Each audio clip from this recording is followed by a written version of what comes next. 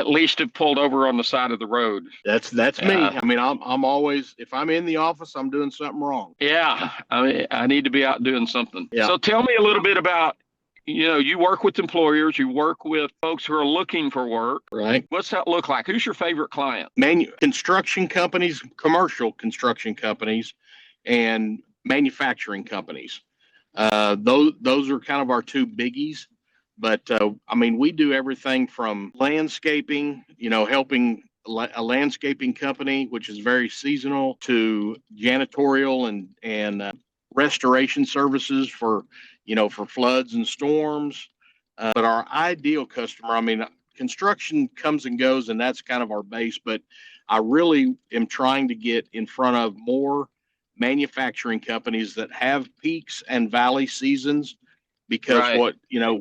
it's just a great place for them to have a staffing source, so that whenever they have those big peak seasons, instead of going through all the pain and suffering of hiring full-time employees, knowing that only half of them are going to be there after 2 months, why do that? Go through a staffing service like me, where we send the workers out.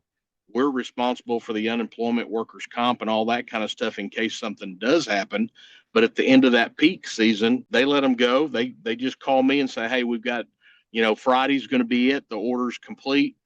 So we'll see you next year. And then we recycle those employees, send them out to new customers, and just keep that cycle going to where those manufacturing companies don't have to worry about those peaks and valleys for their staffing needs. Does that make sense? Yeah, I love that approach. Now, flip side that, the other portion of your clients are the people who come in and do the work. That's correct.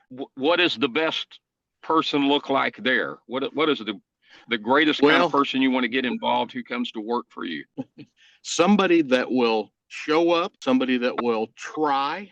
They don't have to be highly skilled, but they'll try, they'll complete the assignment and communicate. And if they'll do those things, and probably 90% of all employers now say the exact same answer. It's just finding somebody that's willing to show up every time, that doesn't have to come in come in late every Monday and leave early every single Friday, or they can't drive if there's a cloud in the sky because their tires aren't good enough, to get them through a sprinkle.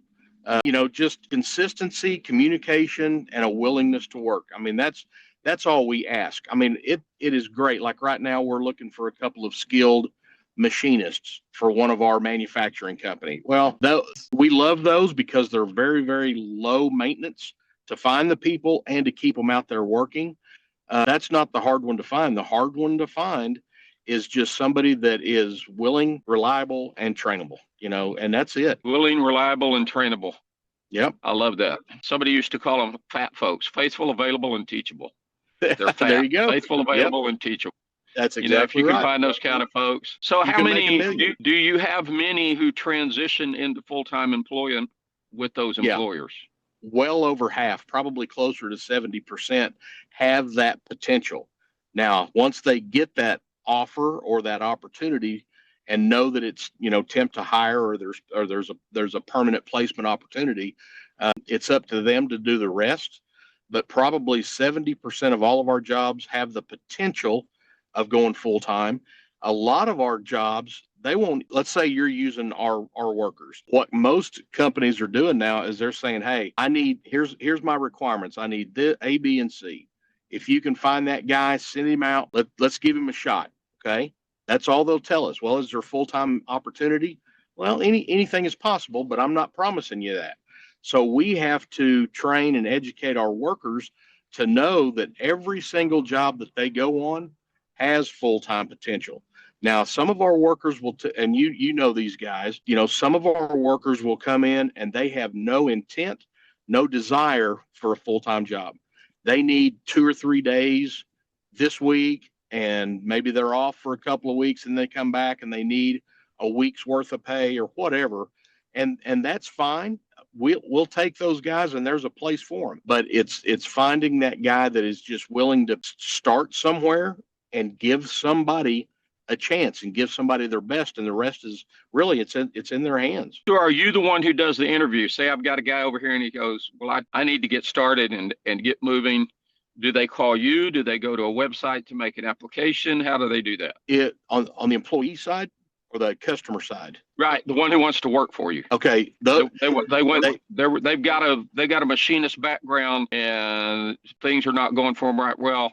They want to get in and they want to start working, producing income. Who do they call? They call you? Do they go to a website? What do they do? Well, a lot of them, if they're skilled, I mean, we've got different ads throughout the internet, and I mean, a lot of them think they're applying online, but they're really not. All they're doing is say, hey, I saw this job that you posted online and I'm interested. All we get is, and they can attach a resume or whatever, but we have to reach out to those guys and say, hey, before we can do anything, we have to see you. You have to come into the office to physically apply and, to verify their IDs and all that stuff. And then right now we've got an internal staff of 3 people. So any of the 3 of us may take that application and we may pass them off to one another just to get through the whole process. So if they want me, they can call me, talk to me. You can refer them to me and I'll handle it from there and disseminate it out. But it's mainly up to those guys to do the hardest part. And I tell them every time, you've done the hardest part of the job just about is coming in here, applying, talking to us, showing up and saying that you're willing to work. Now it's back in your court. So the best way, I'm hearing the best way is they show up at your office. Yeah. They show up at your office with their ID in hand, their back, whatever references they've got, short resume or something. They show up at the office and say, I'm ready to talk to somebody about. Yep. Yeah. And then we take it from there, and any of the 3 of us can help. And whenever we take that application, I mean, some guys, our only requirements is 18 years of age and the 2 legal forms of ID. That's all that's required for them to work for us. The rest of it is up to, like those machinists. If I needed somebody with machining skills, then I've got to find that person. So we go through our database and all of our applicants.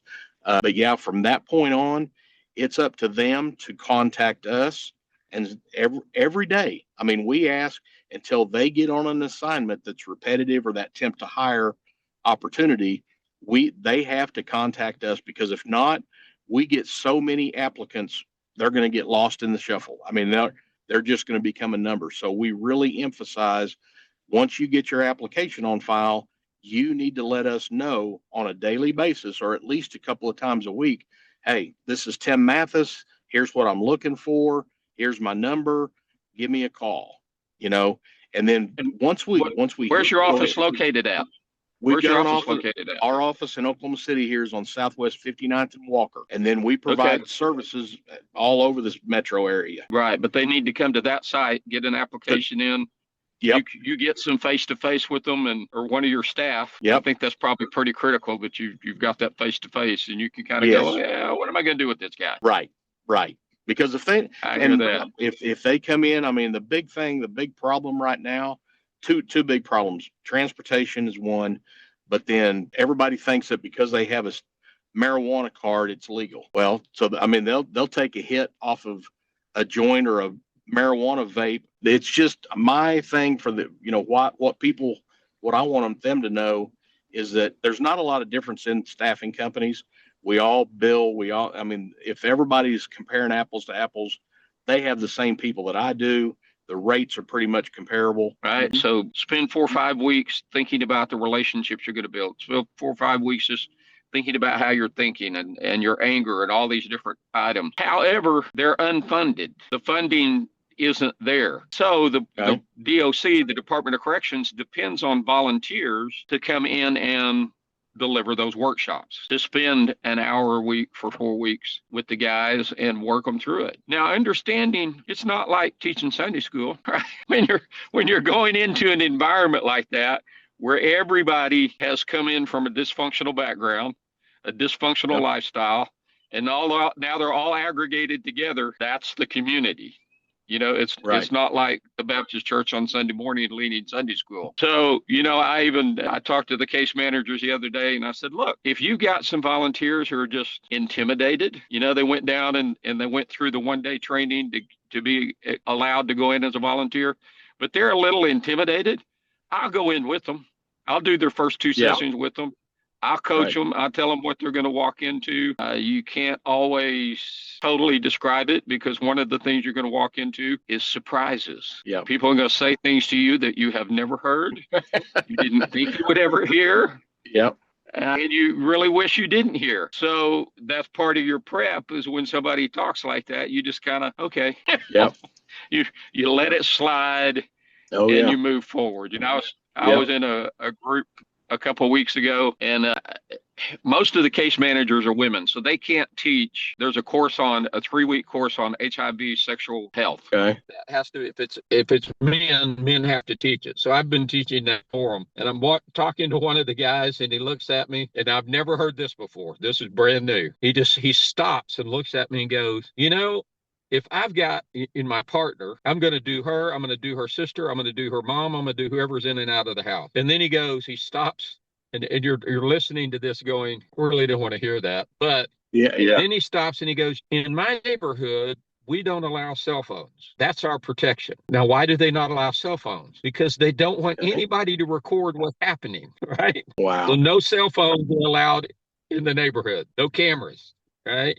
No Wow. recording. He goes, but we don't allow condoms. We protect ourselves over here, but we're totally wide open to all of these sexually transmitted diseases, some of which are deadly, and we don't do anything to protect ourselves. And I'm Wow. going, that is not a logic connection that I would have made. Right. But he made it saying we protect ourselves over here with this, but we don't protect ourselves over here with what's common knowledge. Right. And Right. sometimes just watching somebody wake up to the fact And that go. their thinking is so dysfunctional Yep. that they're risking their life and everyone around them. I look for guys who just got, especially, somebody who's retired and who's looking for that, who wants to come in and just contribute. Because I see those kind of lights go on all the time when Right. we're talking. But it takes a certain personality to interact. That's Oh yeah.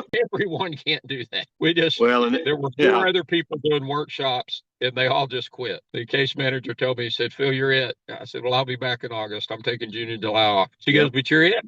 Everybody else has just stopped. Wow. We're going, well, it does take having that drive inside of you that you're going to continue with those guys. Yeah. So that's some of the ways. I'm always looking for patrons and I'm always looking for partners. Okay. And I will be making sure I talk to my case managers about, hey, here's an opportunity. Here's a place you can connect guys. Okay. And just tell them to show up. Because I'm the same. When I'm working with folks on probation and parole, and I'm working with the parole officer, they'll go, well, how do I send them to you? I said, you make them call me.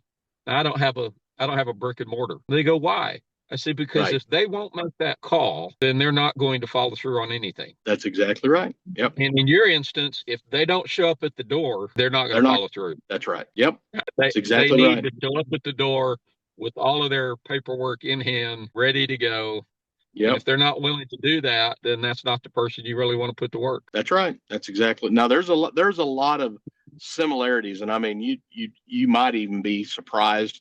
We hear a lot of that through our temps because that's where a lot of those workers are coming from. And and one of the first things whenever I'm hiring a new internal staff, I tell them, I said, one thing that the main thing that I don't like about this industry is it ends up turning your heart cold because you hear every excuse, every reason, Right. I mean, you hear it all, and there's no telling if any of it is true. I'm sure some of it is, but they're born, they've gotten to the point in their life where they've probably got there by not being 100% honest.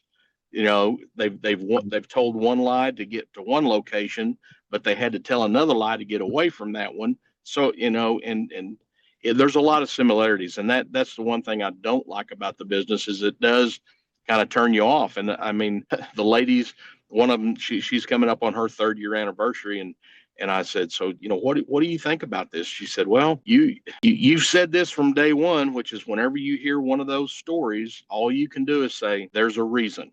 There's a reason why. I mean, there's enough jobs out there that if somebody wants to get a job, they really want to go find it better than they can go find a job anywhere. But there's a reason why they're initially coming through us. I mean, Right. it may just be inexperience. or it could be because they don't know any other way and they've had to lie, steal, and cheat to get where they are. And but we have to hold our ground, and we're still a business.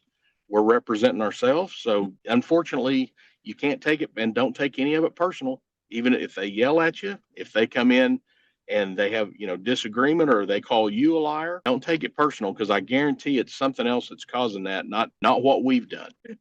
So there's a Yeah, I lot tell of people all the time. similarities. People aren't angry at you. They're just angry, and you happen to be standing in front of their anger for a moment. That's So exactly just let it right. slide. Just let it go. Well, All again, right. I'm glad I caught you.